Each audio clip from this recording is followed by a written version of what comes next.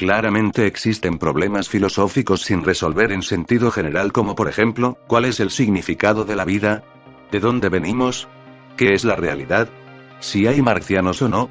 Sin embargo, los filósofos generalmente acuerdan otorgarle nombres específicos a problemas filosóficos serios, lo que indica un método particular de ataque o línea de pensamiento. Como resultado, temas amplios e indefendibles se vuelven manejables. Estaría entonces más allá del alcance atrevido categorizar a la vida como problemas filosóficos sin resolver. Estos son los problemas no resueltos de la filosofía. Número 1. El esencialismo.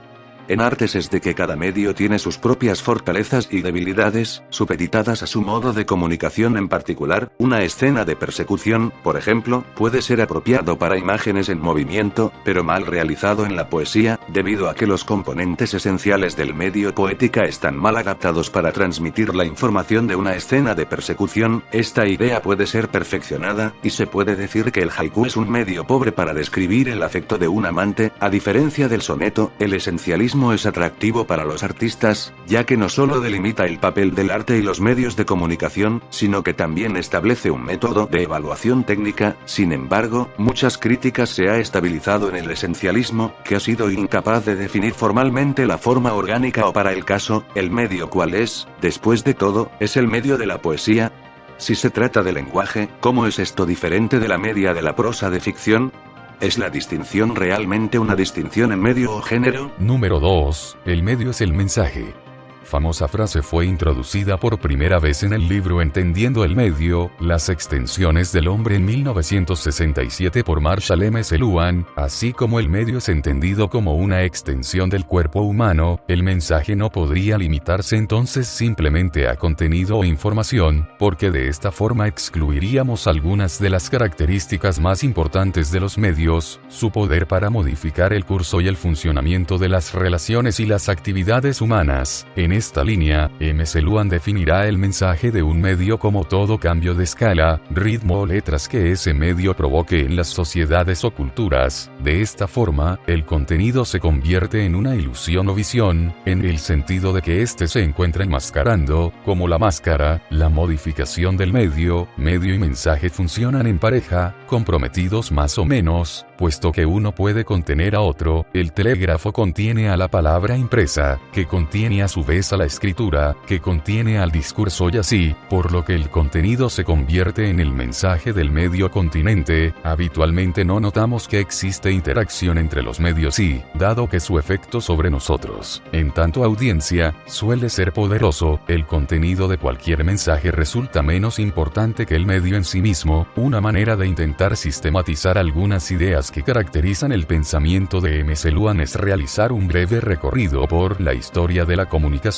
de acuerdo con la concepción que éste tenía de cada etapa. Si bien el argumento que resume de M. McLuhan está lleno de peligros, es seguro afirmar que la comprensión general de la frase es que el estudio de los medios de comunicación en lugar de contenido de los medios que se obtengan resultados más sustantivos de investigación. Una versión extrema de esta idea propone que el efecto de los medios de comunicación no está relacionada con su contenido, por lo tanto, cualquiera de los dos programas de radio tendrán un efecto idéntico en sus audiencias, independientemente de lo que los programas de radio se encuentren. Si uno fuera a buscar el contrario, no estaría entre los programas de radio, pero entre la radio y la televisión. Por ejemplo, hay que demuestra una investigación sustancial que los medios de comunicación tienen mucho más efecto en el público de artistas orientados a mensajes generalmente reconocen. No obstante, la perspectiva extrema es ampliamente ignorada. Los medios de comunicación en las audiencias efecto se sigue por explorar, y la naturaleza exacta de la relación entre medios de comunicación y el mensaje sigue eludiendo a los filósofos.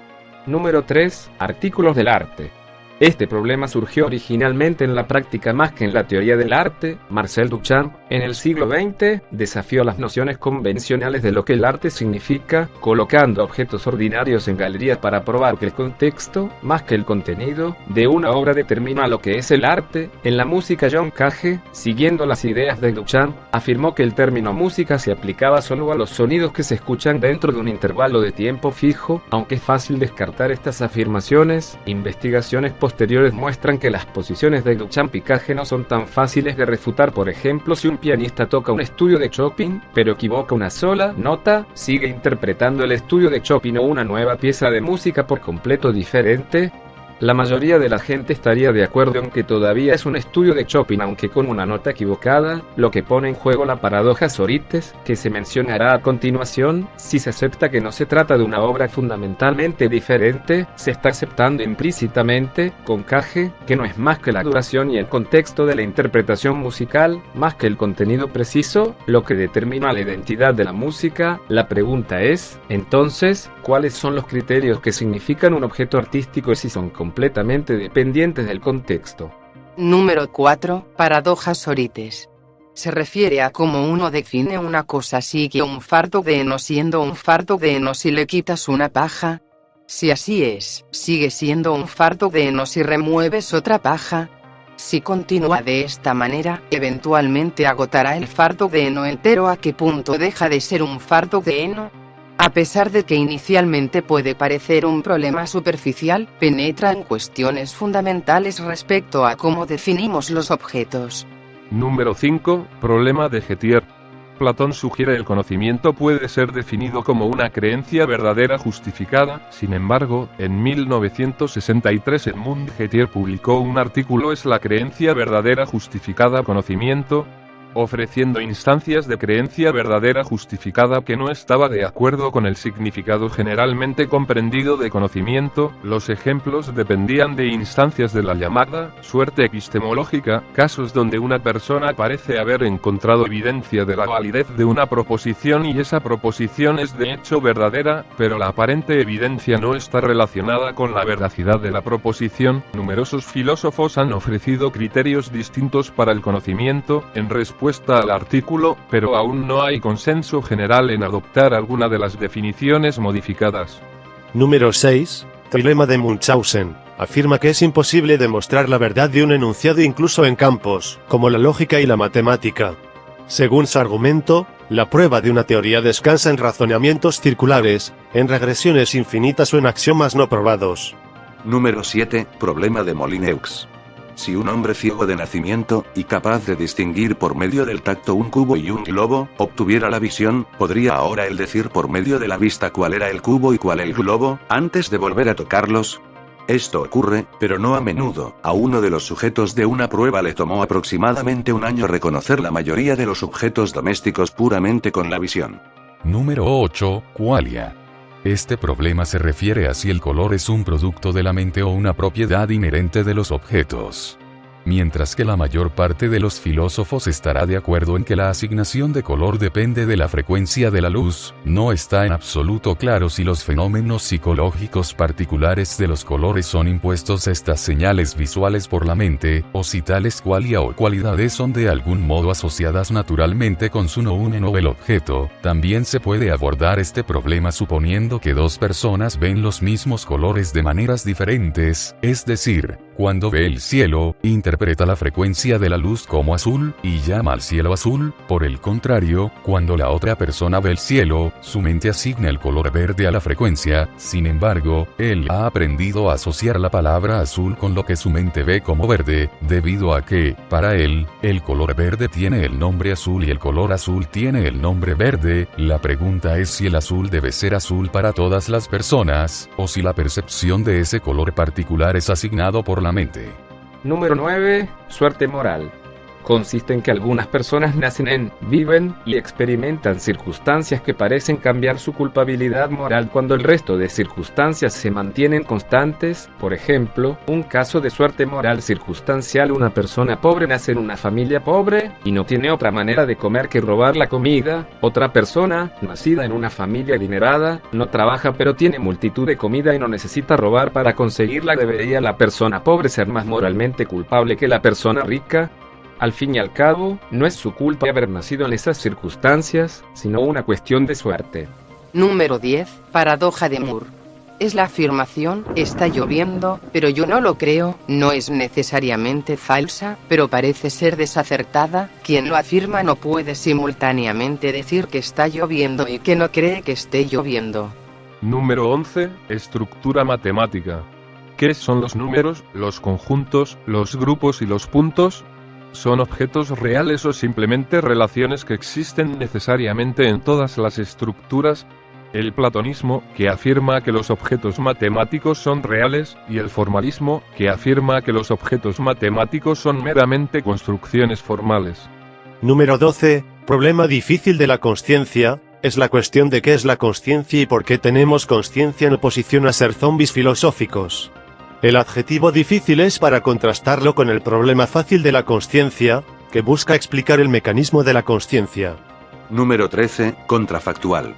Es como si Thomas Edison no hubiese inventado la bombilla incandescente, ¿alguien más la habría inventado de todas formas o no? La gente usa contrafácticos cotidianamente, sin embargo, su análisis no es tan claro. Edison inventó la bombilla incandescente, entonces, ¿cómo podría ser cierto el enunciado, si es imposible examinar su correspondencia a la realidad? Número 14. Condicional material. La gente tiene una idea muy clara sobre lo que significa el sí, sin embargo, en la lógica formal, sí entonces se define como una implicación material, que no es consistente con la comprensión común de los condicionales. En la lógica formal, si hoy es sábado, entonces 1 más 1 es 2, es verdadero, sin embargo, es verdadero independientemente del contenido del antecedente en el condicional. Toda la sentencia debe ser verdadera, ya que el condicional se refiere a un caso particular, no dice nada sobre el valor de verdad del antecedente. Número 15. Problema de la inducción. Intuitivamente, parece ser que conocemos ciertas cosas con una certeza absoluta, completa, inquebrantable. Por ejemplo, si usted viaja al Ártico y toca un iceberg, sabe que se sentiría frío. Estas cosas que sabemos por la experiencia se conocen también a través de la inducción. El problema de la inducción, en breve, se refiere a que cualquier enunciado inductivo como que el sol saldrá mañana solo puede ser demostrado deductivamente si se asume que la naturaleza es uniforme, y la única manera de demostrar que la naturaleza es uniforme es usando la inducción no puede ser justificada deductivamente. Número 16. Problema de la demarcación.